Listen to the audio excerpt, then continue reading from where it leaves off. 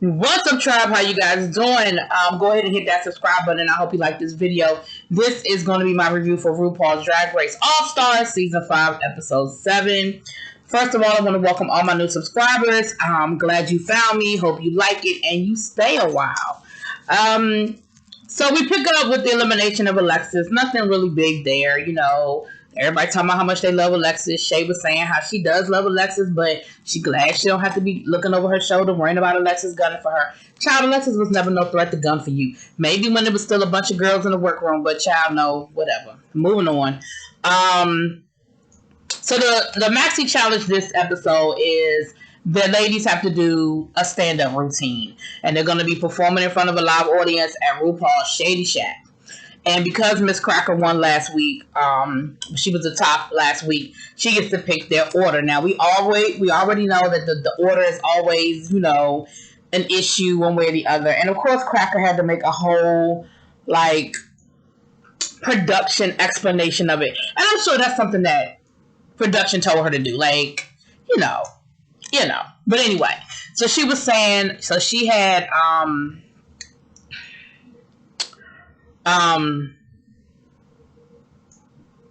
Juju went first because she was like, Juju, I think you're funny, and you know that way if you go first, you know you'll have, you know, basically the nervousness of going first, maybe it'll throw you off your game a little bit or whatever. And then she had Blair go next because she was like, well, you know, Blair, you're funny, and basically, you know, maybe you be funny, you can carry that momentum into me, and then I'll go next, and then Shay, you can go last, and then that way, you know, so, I don't know, she gave us somebody, I guess, having to follow her lead or something like that. I don't know, child. But anyway, it was a lot. Like, she gave this whole long explanation, but basically that was the order. And the ladies, of course, had to, well, the contestants had to write their own jokes and everything. And Shay was saying how she was like, listen, I done sailed through this whole damn competition, but this part of the competition is gonna be a problem for me. Why? Because I ain't that funny. Like, she was like, I know how to take a dialogue that has been written for me and make it funny, but as far as coming up with my own jokes, it's a little challenging. Like, I'm not quite sure I know how to do that. And you know, of course, the rest of the ladies were, you know, they were writing, and, you know, Blair was like, this is right up my alley. Like, you know, I'm a theater kid. This is what I do. So everybody, you know, they're doing their thing. They're writing their jokes. And so they have to run their jokes past Ross and a special funny lady. The funny lady ends up being Jane Krakowski. Y'all know her. She is legendary. I love her. She's funny. She's made me laugh in everything I've seen her in. And so, of course, as everybody came out, they were like jaw dropped when they, you know, saw her sitting there, because she is so respected. And as far as having her comedy chops, like, second to none. So Jujube comes out first, and Jujube's jokes are not that funny. And the thing is, Jujube has been funny this whole season. She's shady and she's funny, but for whatever reason, writing the jokes independent of, like, some people can just do that back and forth. You say something, I could, you know, you drop a one-liner, I can drop a one-liner. You drop a one-liner, I can drop a one-liner. Like, some people can do that back and forth. But to pre-write it out, you know, Jujube was sort of struggling a little bit. I mean, she had some stuff that was kind of funny, and then she had other stuff that was kind of like crickets, right? Blair came out and killed it. I mean, all of her jokes were funny. She got great feedback from Ross and Jane, and they were both like, listen, you've got it. Like, just practice, tighten it up a little bit, but you got it. Cracker came out and bombed. I mean, she bombed. You know, it was really bad. Like, it was just like, oh. Okay. But for as much as I'm not, y'all know I ain't really crazy about Cracker, but for as much as I'm not crazy about Cracker, what I will say, though, is what Cracker did do that I can appreciate is Cracker took that, and what she didn't do that she would have done in her season was internalize it, get in her own head, and let that totally throw her off. She didn't do that. So we'll get back to Cracker, but her rehearsal wasn't that great. Shay came out and her rehearsal was, her rehearsal wasn't, Shay's rehearsal was up and down. It was lukewarm. There were a few that were cute and there were some others that was kind of like, But what Ross told her was, Ross said, listen, he gave her the suggestion of making fun of herself. And he said, you have to be vulnerable. You know, Shay is very polished, very put together, I know what I'm going to say before I say it. I know what I'm going to do before I do it. She probably is the type of person that plans out her outfits for the week. Like, I know what I'm going to wear on Monday, Tuesday, Wednesday. Like, she's just very here, you know. And Ross was like, listen, you gotta ruffle your hair a little bit. You gotta be, you have to let people laugh at you. Let people find the joke. And she said, I don't know if I can do that. She, the one thing that Ross was saying that would be funny is to make fun of the whole elimination thing, the rose petals or what have you, and that whole thing that happened with Sasha Velour. And she was like, I don't know if I can do that because I'm still not over it. Like, I still have not gotten over that situation. So I don't know if I can do that. I don't know if I can laugh at myself. And Ross was like, it's a very powerful thing to be able to laugh at a tragedy because that means you've truly gotten past it. And he's like, I understand. He said, well, you've done a couple of things since you've been here to poke fun at it. Like, you've made a few jokes about it. And, she had the whole look with the rose petal, the Carrie / rose petal thing going on. But again, that was, I guess, what she was comfortable in that moment. Making a flat out joke about it, I think, So, but Ross was like, hey, it's just a suggestion. All of these are suggestions. You can take it. You can do with it. Advice is a great thing. You can take it, do with it what you want, and then leave the rest there. You know what I'm saying? And so she heard it, and she was just kind of like, listen, I got to go back to the drawing board. So the next day they're getting ready in the workroom, and she takes out this gorgeous gown. I mean, it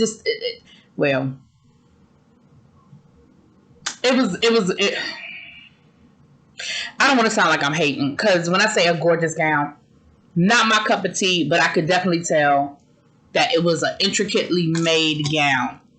Yeah, do you know what I'm saying? Anyway, tulle and red, and she's ironing it. She's steaming it and getting it ready. And they're like, everybody is looking at her like, girl, like, we are going to a nightclub. Like, this is a nightclub experience. This is not a whole thing. And she was like, listen, if I'm going to be eliminated, if I'm going to bomb, if I'm going to go out here and bomb and my jokes are going to fall on deaf ears, I'm going to at least be cute while I do it. And I'm with you on that one, Shay. I am with you on that one, Shay. Listen, if I'm a bomb, I'm going to be cute while I'm doing it.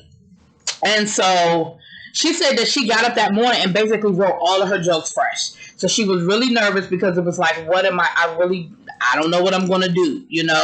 I don't know how these jokes are going to land. I've started from scratch. I'm starting everything over. So Jujube comes out, and Jujube's good. She's okay. She's not great. She's not horrible. She does pretty good. She started off, she had a couple of one-liners. Some of them didn't land. Everything didn't land, but she didn't totally bomb. You know what I mean? Blair went next. I have no idea what happened to Blair. I have no idea what happened. Blair was so funny in her rehearsal, and I don't know if she got cocky.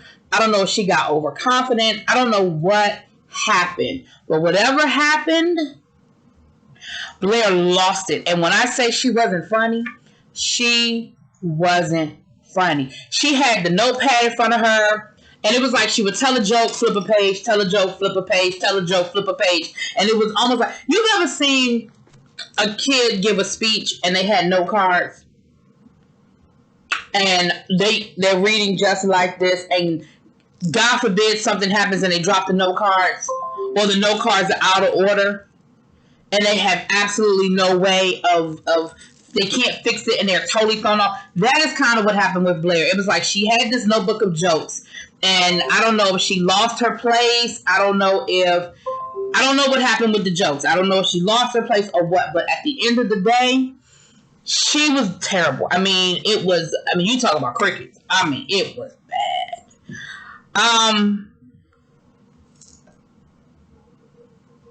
And then some of her jokes, the ones that she did, they were sort of mean-spirited. Like, some of her jokes went... They crossed the line a little bit, you know. And it was, and like Michelle Visage said, it was sort of uncomfortable at a certain point. You were just sitting there like, we've all gone to a comedy club and seen the comedian bomb, and it was that moment. It was the, you know.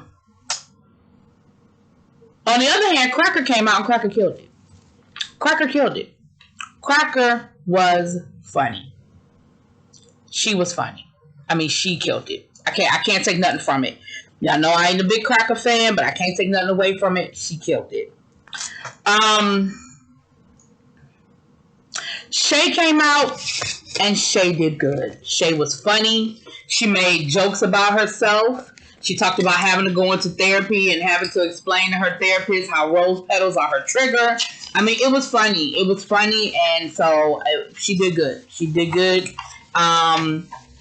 And so then we get to the runway. The runway was freaks, but I really feel like, and I mean, I understand, because when they first said you know, freak out, I think it was called freak out. I was like, I wasn't sure what I was going to get, but I didn't get what I thought I was going to get. What I ended up getting, was more Club Kid. Like, if you know anything about the Club Kids from the 80s and 90s, that's what I got. Was it 90s? Whatever it was. Y'all know what I'm talking about, the Club Kids. That's really what I got. All of their outfits look like something straight up out of a club, a rave, a Club Kid night kind of situation. So that's what I got. Now, Jujubes was my favorite. She had this whole gesture thing going with the crossed patterns, and she had like a chain coming out from the back, and the hat with the pointy hats, and she had the hands that the stocking hands where the hands were kind. It was she was my favorite look, and it had like glitter tears. She was my favorite look of the night. Blair's I didn't like at all. I didn't like Blair's at all. The only thing I liked about Blair's was the shoes. She had these pink stacked heels, which I thought were really cute. Cracker's outfit.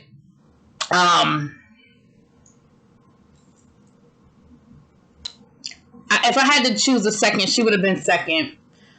And then Shay, I wasn't crazy about Shay's either. She had this whole mullet thing going with I wasn't crazy. Maybe it just wasn't my category. But I absolutely loved Jujube's outfit. Like, I loved her outfit. So then we get down to who's your top and who's your bottom situation. And, well, you know, Cracker was the top. Cracker won again. There was no, y'all know there's no bottom. That means that basically everybody's up for elimination. And, you know, at this point, there's only 2 other people left. I mean, 3 other people left. So there really is no, let me talk to you, At this point, I feel like what Shay said, listen, I know who's who and what's what. I know who I'm going to vote for and who I'm not. And there's probably not a whole lot you can say at this point.